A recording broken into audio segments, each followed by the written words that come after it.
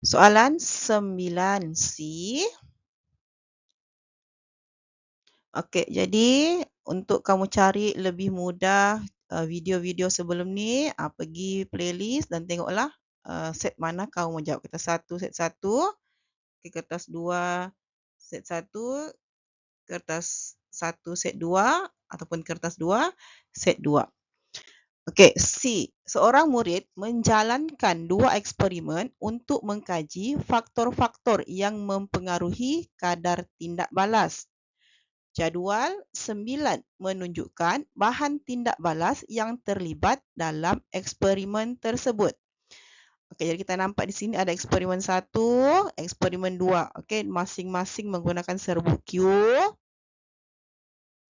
Okey, lepas tu untuk eksperimen 1, isi padu asid HX 50 kepekatan 0.2. Masa yang diambil 7 saat.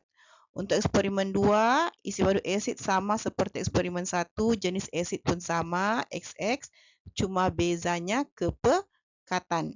Okey, untuk eksperimen 2, kepekatannya 0.1, masa yang diambil 14. Jadi, apa yang kita boleh tafsirkan di sini, kita tengok dulu betul-betul dia punya maklumat.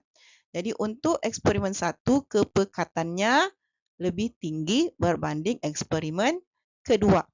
Okey. Jadi apa yang berlaku pada masa yang diambil? Jadi masa yang diambil untuk tindak balas pada eksperimen 1 lebih cepat berbanding eksperimen kedua. Jadi faktor ini adalah melibatkan faktor kepekatan larutan, iaitu kepekatan asid. Jadi asidnya sama saja. Okey, antara eksperimen 1 dengan 2 jenis asidnya sama. Yang berbeza adalah kepekatan. Okey, jadi seperti biasa kita tulis persamaan awal dulu. Okey, kita ada Q iaitu serbuk Q ataupun atom logam yang bertindak balas dengan asid HX. Jadi kita nampak sini daripada dia punya formula HX itu, kita boleh tahu bahawa asid ini adalah asid monoprotik. Okey, asid monoprotik. Jadi asid monoprotik kita ada dua, sama ada asid hidroklorik ataupun asid nitrik. Okay, soalan yang pertama, cadangkan nama bagi logam Q dan asid HX. Jadi mesti nama. Okey, mesti bagi dia punya nama. Jangan bagi simbol ataupun formula kimianya untuk si Q dan si asid. Okey, jadi kita rujuk semula kita punya siri elektrokimia. Jadi asid dia ada H. Okey, dia fokus kepada H. Jadi tadi kita punya persamaan untuk bahan Q bertindak balas dengan HX. Maksudnya si Q ini dia mesti lebih atas daripada si X, barulah si H. Okey, barulah si Q ini boleh sesarkan ion H. Okey, jadi kita boleh pilih daripada kalsium sampai plumbum. Okey, kita boleh pilih logam Q ini daripada senarai-senarai ini. Okey, tapi kita biasa gunakan magnesium ataupun zinc. Okey. Boleh juga gunakan yang lain. Okey, Al pun boleh, tapi bila Al dia lebih complicated lah sebab dia punya charge tu 3. Banyak lagi kerja kita mau seimbangkan. Okey, jadi kita boleh pilihlah si logam Q2, magnesium ataupun zinc. Okey.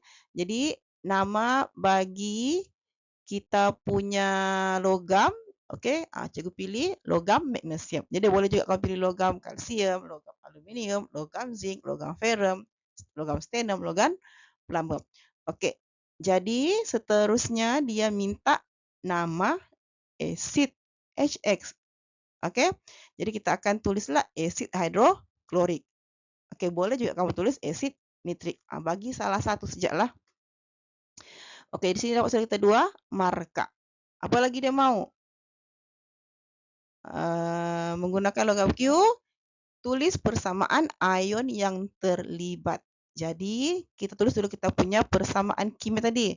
Kita pilihlah, okey, Mg bertindak balas dengan HCl menghasilkan MgCl2 dan H2. Okey, lepas tu kita seimbangkan persamaan kimia kita.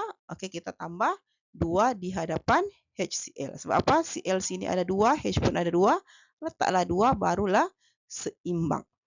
Okey, jadi macam sebelum-sebelum ini, untuk kita tulis persamaan ion, okey, kita kena tengok nombor pengoksidaan siapa yang berubah, siapa yang tidak berubah. Jadi untuk Mg asalnya kosong, okey, pergi berubah kepada positif 2. Lepas tu untuk asid hidroklorik, okey, H plusnya asalnya 1, hasilnya kosong. Okey, untuk Cl asalnya negatif 1, akhirnya pun negatif 1. Jadi Cl ini tidak berubah, jadi kita akan hilangkan dia dalam persamaan ion kita. Jadi yang mana-mana dia berkapel di situ, dia akan jadi positif. Okey, ataupun ikut cas asalnya. Jadi Mg, okey, tambah 2H plus menghasilkan Mg2 plus H2. Jadi persamaan persamaan yang kita tulis, persamaan ion dapat 1 markah, kita seimbangkan dapat lagi 1 markah. Sebab tu dia ada 4 markah. Okey, nama logam Q, nama asid dan persamaan ion yang seimbang dapatlah 4 markah untuk soalan C1. Okey, seterusnya 2. Hitung kadar tindak balas purata. Okey, jadi purata kita kena guna rumus. Bagi eksperimen 1 dan eksperimen 2, dengan menggunakan teori perlanggaran, terangkan perbezaan kadar tindak balas antara eksperimen 1 dan eksperimen 2. Jadi sekarang ini 7 markah, banyak markahnya. Okey, mana markahnya? Mari kita tengok satu persatu. Okey, jadi kita keluarkan maklumat-maklumat yang kita ada. Kita ada persamaan kimia kita ada maklumat berkaitan asid, dia punya kemolaran dengan isi padu, dan kita ada masa untuk tindak balas 7 saat. Okay, untuk eksperimen 2, kita ada kemolaran dengan isi padu asid. Okey, lepas tu kita ada masanya 14 saat. Jadi ini maklumat-maklumat yang akan kita gunakan untuk pengiraan kadar tindak balas purata. Okey, jadi persamaan kimia kita, okey, dia minta isi padu asid. Bukan dia minta, okey, kita perlu cari isi padu asid sebab kita mau kira kadar tindak balas. Kita tidak boleh kira jisim magnesium sebab magnesium digunakan secara berlebihan. Jadi lebih mudah untuk kita kira isi padu gas yang terhasil.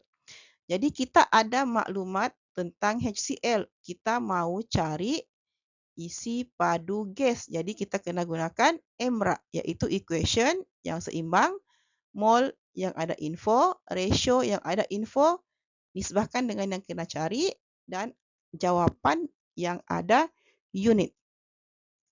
Okey, jadi untuk eksperimen 1 tadi kita sudah ada maklumatnya, eksperimen 2 pun sudah ada maklumatnya. Kita fokus dulu kepada eksperimen 1. Okey, kita kira isi padu eksperimen 1 dahulu. Kita ada maklumat MV, jadi kita akan gunakan rumus MV per 1000 untuk kira mol. Okey, jadi molnya untuk HCl, okey, kita ada 0.2 darab 50 bagi 1000 dapatlah 0.01 mol. Okey, lepas tu ratiokan. Ratio siapa? HCl nisbah hidrogen. 2 nisbah 1. Jadi 0.01, okey, bahagikan dengan 2 dapatlah 0.005. Okey, jadi ini adalah mol untuk hidrogen. Dapat mol, kita boleh kira isi padu menggunakan rumus ini. Okey, iaitu untuk mencari isi padu, kita perlu darabkan mol darab volume molar. Jadi mol kita 0.05. Okey, volume molar kita 24 yang dia beri dalam soalan. Tekanlah kalkulator, dapatlah 0.12 desimeter padu. Kita tukarkan kepada sentimeter padu. Okey, nanti kita mau kira kadar tindak balas. Okey, kita akan gunakan sentimeter padu per saat. Boleh juga desimeter padu per saat. Okey. Kalau soalan tidak minta dalam unit apa, boleh bagi desimeter padu, boleh bagi sentimeter padu per saat. Okey, kalau dia minta desimeter padu, wajib bagi desimeter padu. Kamu bagi sentimeter padu, tiadalah markah akhir kamu. Okey, jadi markah kita yang pertama adalah dapat isi padu untuk eksperimen pertama. Okey, kita ulang langkah ini untuk eksperimen yang kedua. Okey, kita mau kira isi padu untuk eksperimen yang kedua. Jadi sama juga kita masih gunakan MRA, kita gunakan MV per 1000. Okey, jadi kita akan dapat molnya 0.005 mol. Okey, lepas tu rasiokan. Okey, 2:1. Jadi 0.005 mol tadi bahagi dengan 2. Dapatlah 0.0025 mol hidrogen. Okey. Lepas itu dapat mol. Macam tadi juga kita gunakan rumus. Untuk cari volume, mol darab volume molar. Molnya 0.0025 darabkan dengan 24 dapat 0.06 desimeter padu. Tukarkan kepada sentimeter padu dengan cara darab 1000. Okey, 1 desimeter padu 1000 sentimeter padu. Jadi kita dapat sudah isi padu untuk eksperimen kedua. Okey, kita akan mengira kadar tindak balas. Okey.